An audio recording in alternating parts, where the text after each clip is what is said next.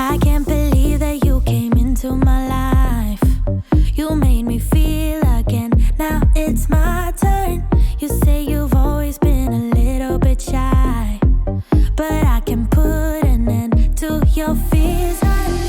Let me show you a place where you gon' wanna move your feet until they start to bleed. DJ, take it away. Tonight is all for you and me. So baby, spin and let the music begin. I know you feel it within, so go ahead and just spin for me. Won't you spin? Don't let the doubt in you. Sashi Beef has an amazing story, and the owner John Nielsen created the brand G&M Meats back in the early 80s with the ambition of creating a really high quality beef brand that would be competitive on the world market. The term sashi means marbling in Japanese, and the breeds that they are primarily using for this meat is of Holstein or Ayrshire, or a mix between the two different breeds.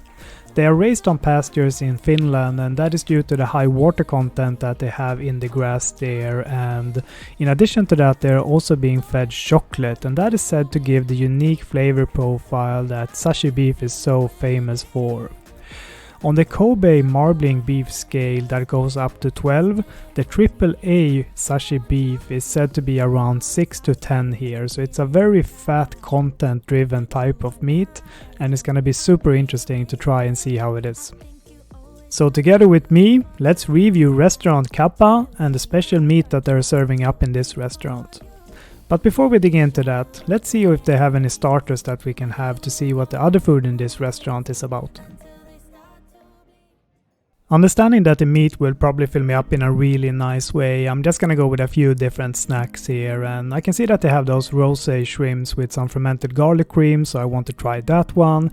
And I can also see that baked bone marrow together with some hand-cut vegetatar, and I'll probably go with that one as well. And moving into the meat menu, we can see here that they offer a few different cuts from Sashi, but we are of course going for the prime cut today, the beef ribeye AAA 300 grams for 650 Danish crowns. I know quite a few people that have some problem with bone marrow, thinking that it's similar to some fat sitting in between a cut of meat and being a little bit chewy and stringy and unpleasant to eat, but bone marrow is really something completely different. It has no strange flavor, it's very subtle, and it's just melting in your mouth while eating it, so if you haven't tried that before, I can really recommend that you give that a go.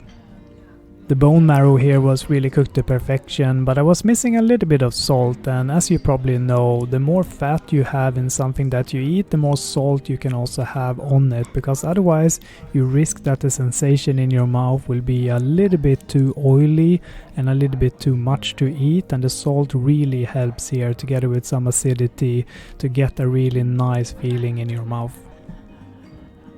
That said, the vegetatar on top here really helped balancing out this dish. It had a few Asian notes in it, and I can pick up some soy sauce, some ginger, perhaps some sesame oil, and then you had that spring onion on top also, bringing some freshness to the dish. I really enjoyed this, and I think it was well priced and a really good snack to start with in a steak restaurant.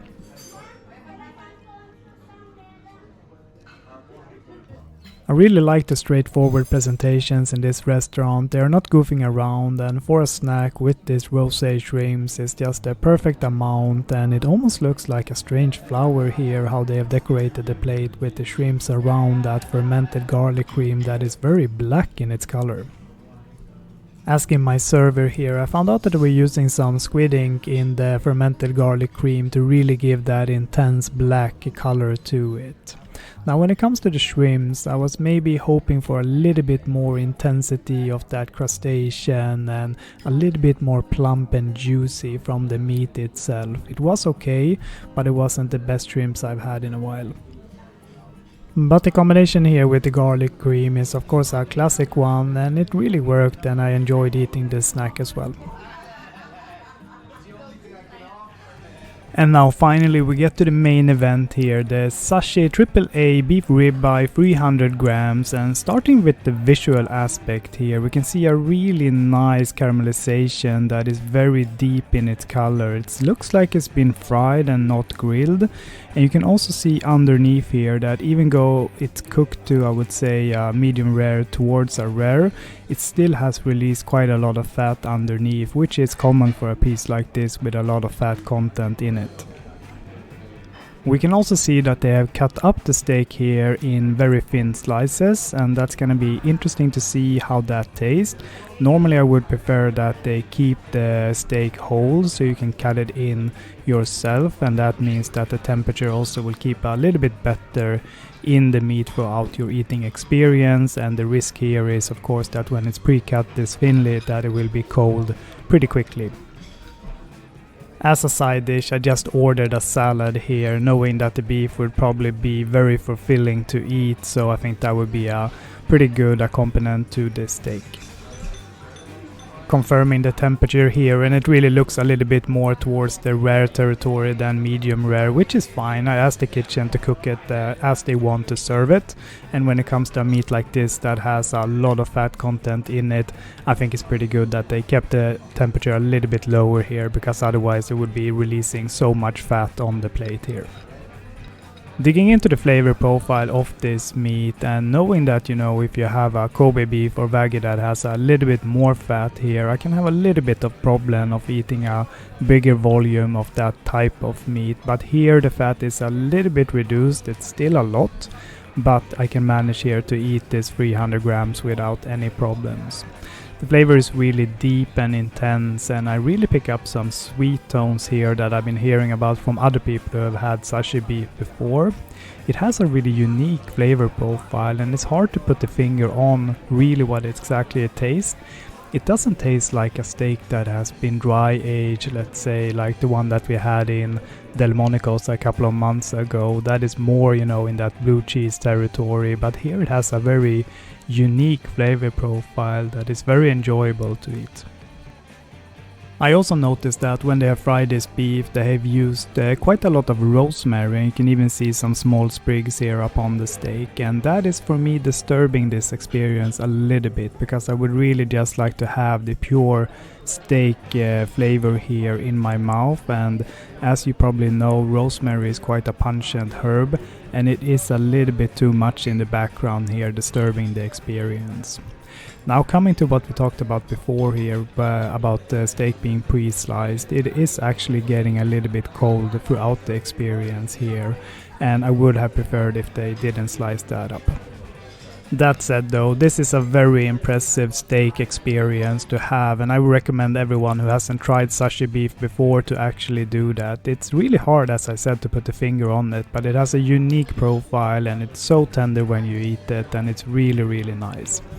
Even though for me I actually prefer meats that have a little bit less fat content and have a little bit more of that dry aged tone to it, it is a very enjoyable piece of meat to eat here, and I think Sashi really delivers here, and I can understand that they have been having the gold medal 3 times, and I'm not gonna be surprised if they're gonna have it a few more times here. It's a real contender on the world market of the best steaks. So when it comes to the scoring of this restaurant, I'm actually not gonna score the restaurant itself today, because I only had 2 snacks and the main thing here was actually the steak. So that is what I'm gonna put my point on today when it comes to the food scoring. So taking everything into consideration here about Sashi meat, I'm gonna put the food scoring at 91 points.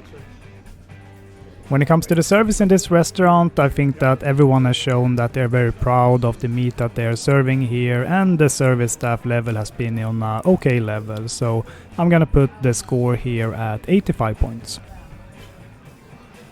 And finally, last but not least, coming to the ambience here, and here I am a little bit disappointed, because I think a steak restaurant should really, you know, scream out of some unique character in the dining room here, and for me this was pretty casual dining and nothing really stood out. They had that meat monster when you came in, but it was a little bit hidden actually around the corner from the entrance when you come in, where the staff was greeting you. So for me, I mean, that would be more interesting if they had a bigger centerpiece with that, and maybe a little bit of a different setting in the dining room. So when it comes to the ambience and the scoring of that, I'm gonna place that at 84 points. And with that said, that brings end to this episode from Copenhagen and restaurant Capa, where we have had Sashi Beef for the first time, and it's been a really good experience. And if you like this type of content, please hit like and subscribe. And until next time, bye bye.